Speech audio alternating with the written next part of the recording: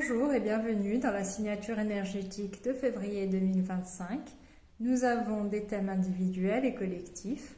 Le premier thème individuel est celui de l'élévation de nos points de vue et de curiosité. Nous sommes invités à être plus curieux au sujet de nos propres croyances, de nos points de vue et de les mettre en question. Nous avons fait assez de chemin pour que nous puissions voir les choses de points de vue différents et d'accepter cette remise en question. Et donc, de voir d'autres facettes d'un argument, de s'ouvrir à d'autres vérités. Et cela apporte beaucoup de tolérance vis-à-vis des autres, beaucoup d'acceptation et beaucoup d'humilité. Nous sommes invités à cultiver cette curiosité dans tous les domaines de notre vie, cette ouverture d'esprit sans jugement.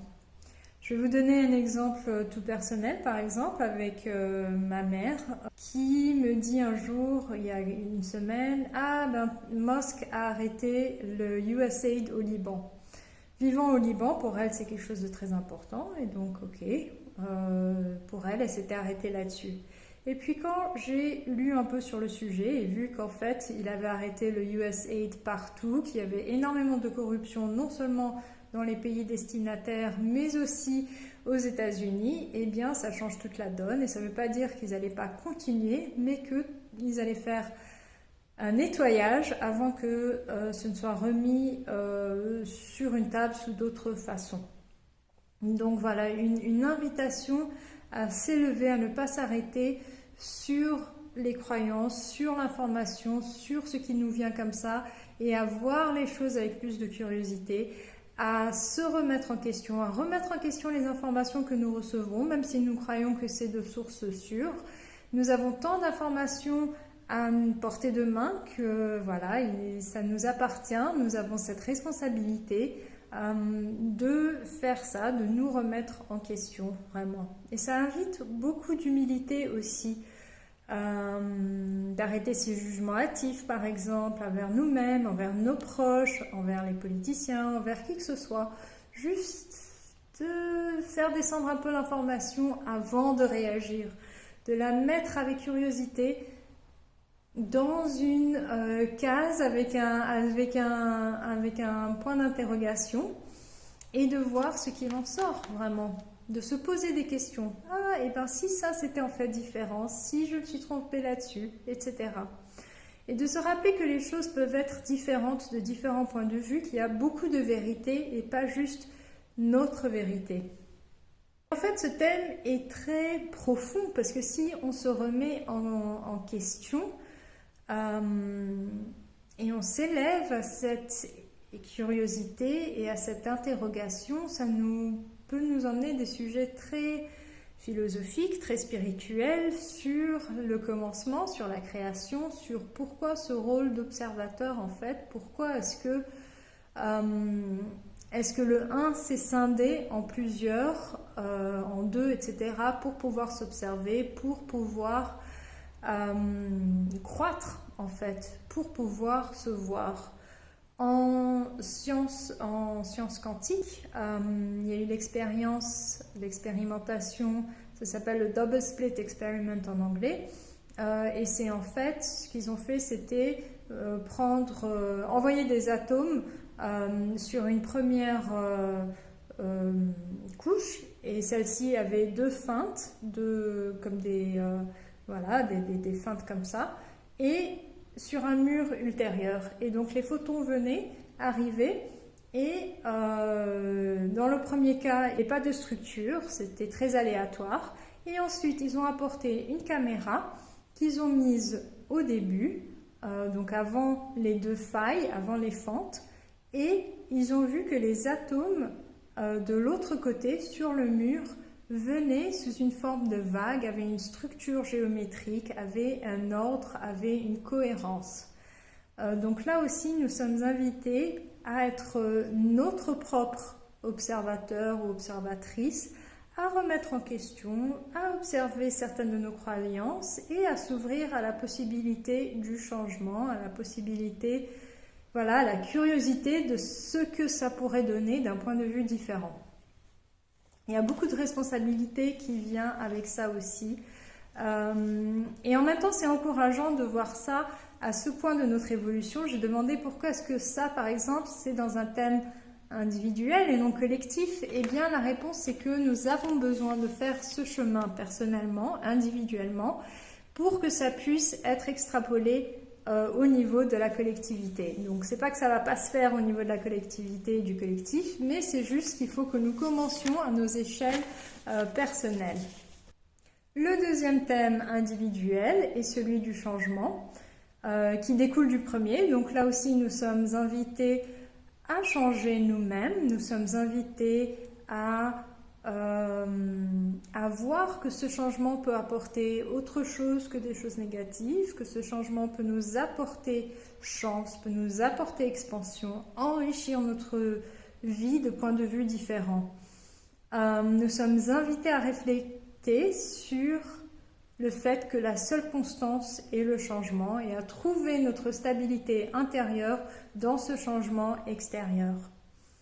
Et donc stabilité ici ne veut pas dire bloquer et rester tel quel, ça veut dire acceptation de la nécessité de devoir changer, évoluer et de en fait le prendre d'un point de vue positif, être sur la vague au lieu d'être enseveli par la vague.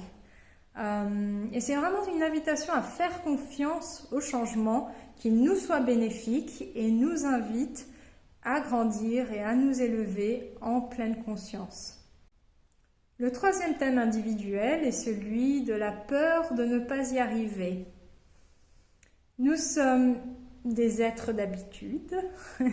Et qui dit habitude dit stagnation, dit peur de perdre de contrôle, de faire des choses qui sortent de notre zone de confiance et peur de ne pas y arriver s'il y a changement. Et donc là, l'invitation est vraiment de faire place à plus de discernement intérieur, comme nous l'avons vu dans le thème de l'élévation, de la curiosité, du changement. Tout ça, c'est en train de venir. Et nous sommes vraiment là invités à ne pas avoir peur de ce changement ou de peur de ne pas y arriver, de nous donner les chances d'y arriver pleinement avec curiosité. Donc le changement est parfois inconfortable et nous ne savons pas exactement ce qui va se passer, mais il y a cette invitation à avoir confiance dans ce processus de changement pour que notre flamme intérieure puisse se déployer positivement. C'est comme une graine qui sait qu'elle va pousser si elle est arrosée, qui sait comment monter, qui sait comment grandir.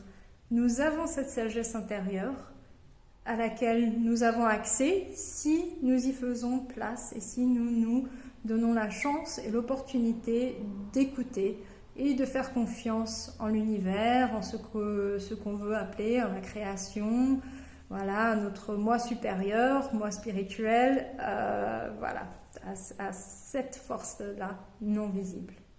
Nous passons au thème collectif et le premier thème collectif est celui de la roue de la fortune qui représente en fait ce qui attend l'humanité, le collectif, une fois que la transformation intérieure et l'élévation individuelle a été amorcée. Donc nous avons vu le thème individuel et là c'est vraiment cette force individuelle qui se met ensemble dans le collectif et qui engraine la roue et qui entraîne, qui commence à faire fonctionner la roue de la fortune pour le collectif. Cette roue est symbole de sagesse, est symbole de savoir, de connaissance, de flexibilité et d'adaptation. Donc ça retrouve bien le thème précédent. Et de créativité aussi, de trouver des solutions différentes, etc. Et tout ça nous attend quand nous nous libérons de nos chaînes intérieures, quand nous surmontons et nous regardons nos blessures avec beaucoup de compassion, et quand nous acceptons de nous remettre en question, de nous élever, et quand nous accompagnons le changement qui est là avec une sérénité intérieure. Et ça nous ouvre à la magie d'envisager un futur plus prometteur pour nous tous, avec un champ de possibilités non exploitées et que nous n'avions pas conscience auparavant. Donc c'est vraiment magnifique si on se donne cet espoir, cette chance de pouvoir considérer cette roue de la fortune, de pouvoir commencer à mettre en marche cette roue pour nous-mêmes et pour le collectif. Le deuxième thème collectif est celui du dialogue intérieur sur les peurs au niveau du collectif. Donc nous avons vu quelque chose d'assez similaire avec l'individuel qui était les peurs sur le changement. Et bien là, c'est vraiment une invitation aussi un peu similaire à prendre conscience de l'importance des peurs dans le collectif, l'anxiété ambiante qui nous entoure, que nous retrouvons dans les nouvelles, que nous retrouvons au travail, que nous retrouvons dans cette réalité. Et il y a quelque part une résignation dans cette réalité. Et donc ce thème nous invite vraiment à prendre conscience des excuses que nous nous donnons nous-mêmes, collectivement, individuellement aussi, qui nous libérera de ce sabotage auto-infligé, de vouloir rester dans cette résignation, dans cette réalité stagnante, pesante, etc. Et oui, certes, il y a des forces qui veulent nous maintenir dans cette fréquence de la peur au niveau du collectif. Et c'est là où nous devons reprendre notre pouvoir, reprendre notre discernement, se recentrer intérieurement, reconnecter avec la confiance intérieure, la confiance dans la vie, la confiance dans ce qui est au-dessus de nous, afin de pouvoir changer de scénario. Et donc les excuses qu'on peut entendre dans le collectif de « Ah, c'est trop beau pour être vrai » sur des scénarios positifs, c'est trop beau pour être vrai, ou de toute façon ça sert à rien, c'est trop long, voilà, je sais pas comment gérer, etc. Eh bien, tout ça demande aussi à être transformé, transmuté pour que nous sortions collectivement de ces scénarios. Et ça revient en boucle au thème individuel de ce travail intérieur, de curiosité, de remise en question de tout ça, de se dire « et si un futur plus prometteur était possible ? Et si nous pouvions changer ?»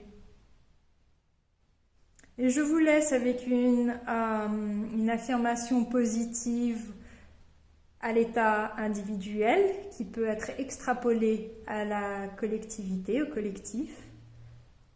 J'ai tout ce qu'il faut pour briller et ensemble, nous pouvons y arriver. Avec beaucoup d'amour et de lumière, vous souhaitant tout le meilleur jusqu'à ce que nous nous retrouvions la prochaine fois.